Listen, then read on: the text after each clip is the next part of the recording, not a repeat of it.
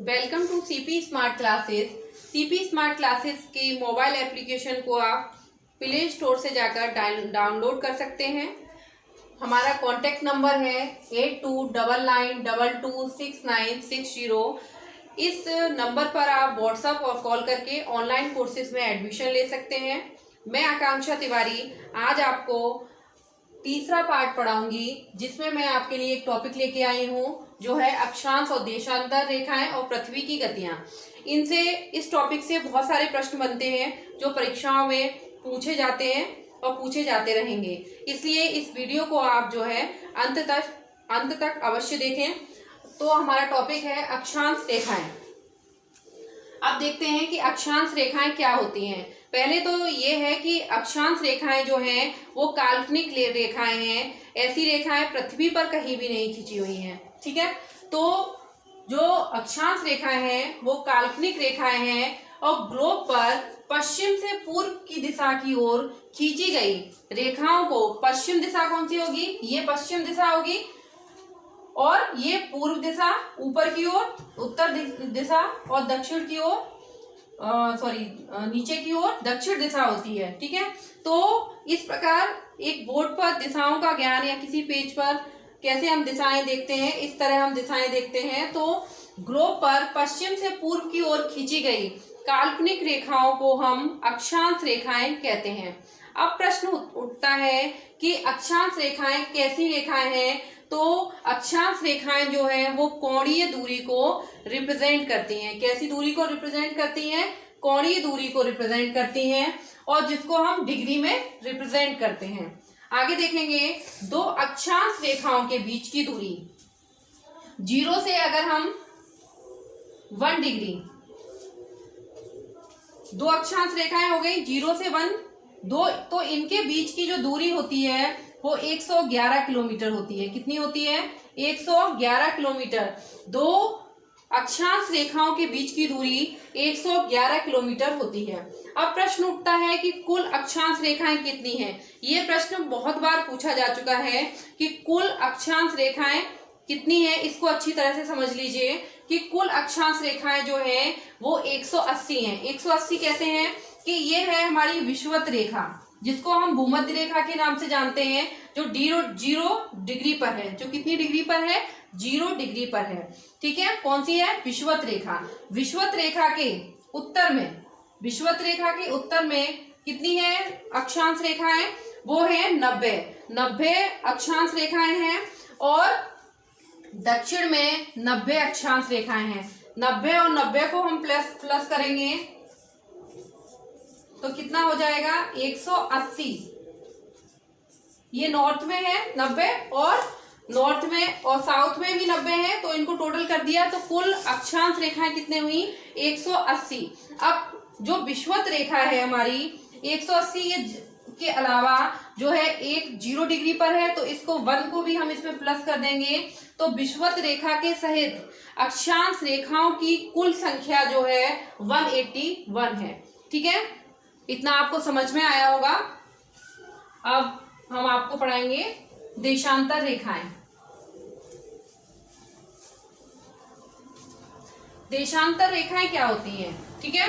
अब प्रश्न उठता है कि देशांतर रेखाएं क्या होती हैं। देशांतर रेखाओं को हम लॉन्गिट्यूड्स के नाम से जानते हैं। किस नाम से जानते हैं? लॉन्गिट्यूड्स के नाम से जानते हैं, ठीक है। देशांतर रेखाएं ग्लोब पर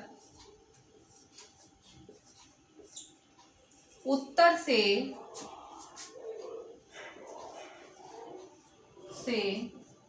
दक्षिण दिशा की ओर खींची गई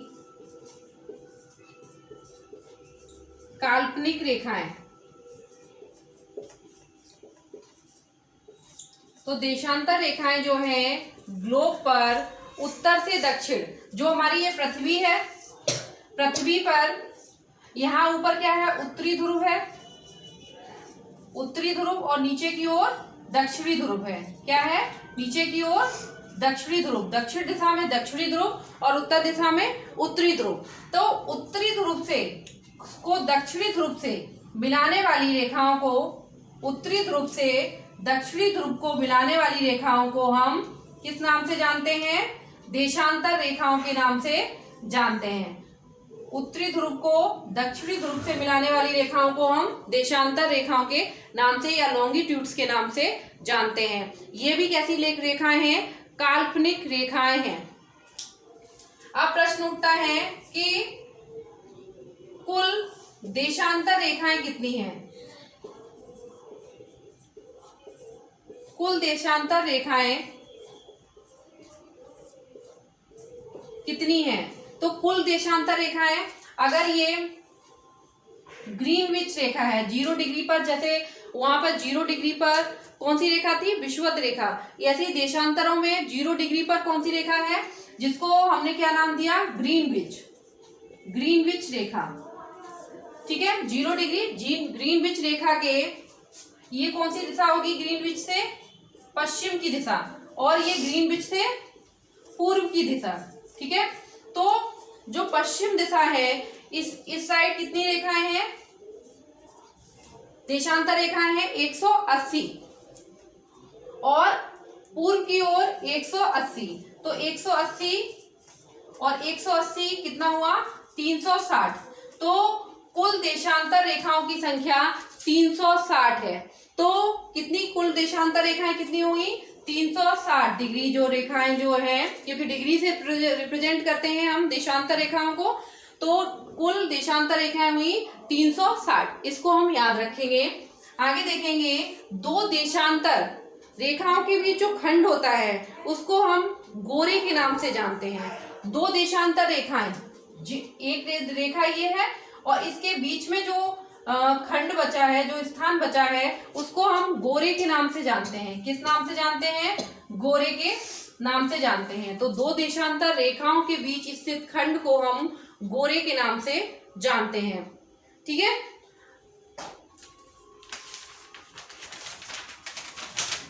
आगे देखेंगे,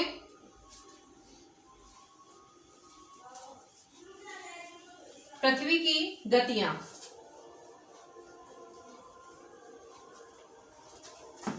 पृथ्वी की गतियां, पृथ्वी जो है, पृथ्वी की दो गतियां हैं। पृथ्वी की कितनी गतियां हैं, पृथ्वी की दो गतियां हैं। पहली गति जिसको हम घूर्णन गति कहते हैं, क्या कहते हैं, घूर्णन गति।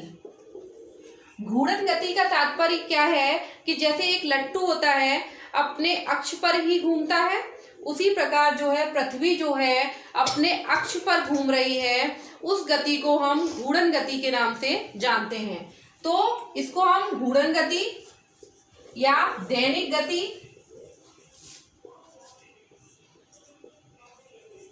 दैनिक गति, या इसको हम क्या कह सकते हैं, परिभ्रमण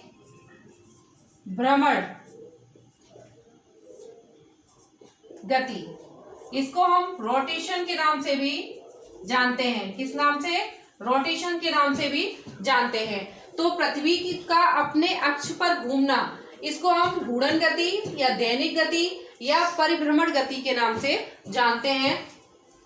अब देखेंगे दूसरी जो पृथ्वी की जो गति होती है, इसको हम परिक्रमण गति के नाम से जानते हैं। ये दो प्रश्न बहुत आते हैं कि पृथ्वी की परिक्रमण गति क्या होती है, परिभ्रमण गति क्या होती है। तो परिभ्रमण गति से तात्पर्य दैनिक गति से है, जबकि परिक्रमण गति का तात्पर्य जो है वो वार्षिक गति से है। किस गति से है, वार्षिक गति से है। ठीक है, और जबकि परिक्रमण का तात्पर्य जो है वो दैनिक गति से है। वार्षिक गति का तात्पर्य होता है जो पृथ्वी है वो सूर्य का चक्कर लगाने में कितना समय लेती है, वो है परिक्रमण गति। अब इसको कैसे याद करेंगे, अब वार्षिक का और परिभ्रमण का एक दूसरे में कॉमन है, तो जब हम परिक्रमण शब्द देखेंगे तो समझ जाएंगे कि इसका तात्पर्य जो है वो किसे, वार्षिक गति से है। ठीक है, इतना समझ में आया? तो पहला पॉइंट उठाते हैं कि पृथ्वी की परिभ्रमण गति। जिस प्रकार से एक लट्टू अपने अक्ष पर घूमता है, उसी प्रकार जो पृथ्वी है अपने अक्ष पर घूम रही है। पर जो है हमारी जो पृथ्वी है वो अपने अक्ष पर 23.5 डिग्री, कितने डिग्री? 23.5 डिग्री झुकी हुई है। पृथ्वी जो है अपने अक्ष पर 23.5 डिग्री जो है वो झुकी हुई है। इस रेखा का मान कितना होगा? 23.5 डिग्री। ठीक है, ये पृथ्वी है। ठीक है, तो 23.5 डिग्री जो है पृथ्वी जो है वो अपने अक्ष से झुकी हुई है। ठीक है, तो पृथ्वी जो है अब इसी तरह झुके झुके जो है परिभ्रमण करती है, अपने अक्ष पर घूमती है। तो पृथ्वी की जो परिभ्रमण गति है, जिसके कारण क्या क्या होते हैं, इसका प्रभाव क्या होता है कि दिन और रात का होना। पृथ्वी पर दिन और रात किसके कारण होते हैं? पृथ्वी की परिभ्रमण गति के कारण या घूर्णन गति के कारण। आप लोगों को सबको पता होगा, जैसे जो भाग पृथ्वी का, जैसे ये भाग जो है पृथ्वी का सूर्य के सामने है, ये है पृथ्वी हमारी। तो इस भाग पर जो सूर्य के सामने है, यहाँ पर क्या होगा? दिन होगा, और इसके पीछे वाले भाग पर क्या होगा? रात होगी। तो जब पृथ्वी अपने अक्ष पर ऐसे घूम रही है, किस दिशा में घूम रही है?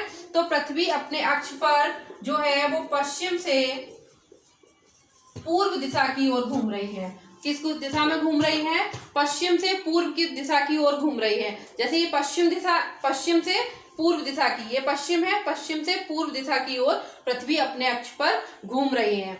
पृथ्वी अपने अक्ष पर घूमने के कारण दिन रात का होना और पवन और समुद्री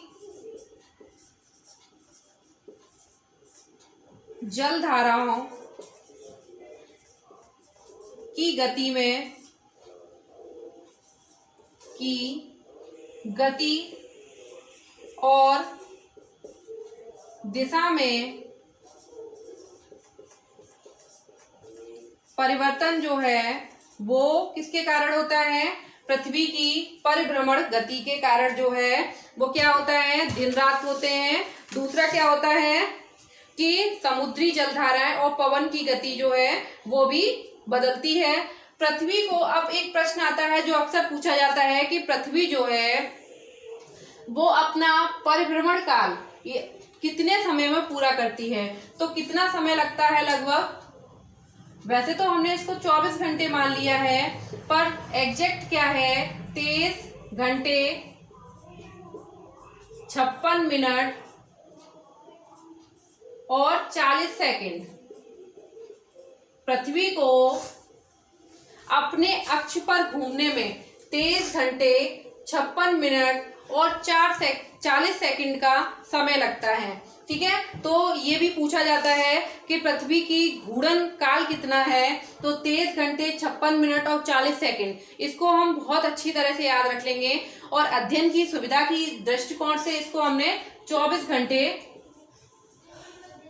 जिसको हमने कितना मान लिया है? जिसको हमने 24 घंटे मान लिया है। ठीक है, आगे देखेंगे पृथ्वी की दूसरी गति, जिसका नाम है परिक्रमण गति। जिसका क्या नाम है? परिक्रमण गति। जो पृथ्वी की जो परिक्रमण गति है, इसका तात्पर्य जो है वो वार्षिक गति से है। परिक्रमण गति, जो परिक्रमण गति है इसका तात्पर्य क्या है? वार्षिक गति से है। पृथ्वी का, जैसे ये है हमारा सूर्य, ये है सूर्य, और पृथ्वी जो है, सपोज ये पृथ्वी है, वो अपने एक पथ पर सूर्य का परिक्रमा लगा रही है। ठीक है, किस दिशा में? किस दिशा में परिक्रमा लगा रही है?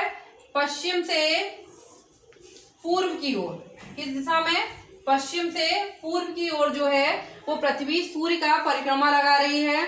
तो इस गति को पृथ्वी का सूर्य की ओर चक्कर लगाना क्या कहलाता है?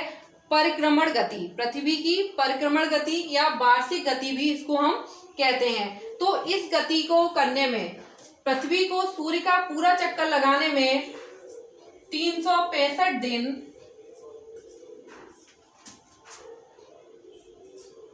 5 घंटे 56 मिनट और 48 सेकंड का समय लगता है। पृथ्वी को सूर्य का पूरा चक्कर लगाने में कितना? 365 दिन 5 घंटे 56 मिनट और 48 सेकंड का समय लगता है। यही पृथ्वी का परिक्रमण काल है। यही पृथ्वी का परिक्रमण काल है। ठीक है, तो ये प्रश्न भी बहुत बार पूछा जा चुका है और पूछा जाता रहेगा। तो इसको हम अच्छी तरह से नोट कर लीजिए और इसको याद करने की कोशिश करिए। ठीक है, आगे देखेंगे कि जो पृथ्वी की जो परिक्रमण गति है उसका क्या प्रभाव होता है। क्या प्रभाव होता है कि पृथ्वी की परिक्रमण गति के कारण क्या है? ऋतुओं में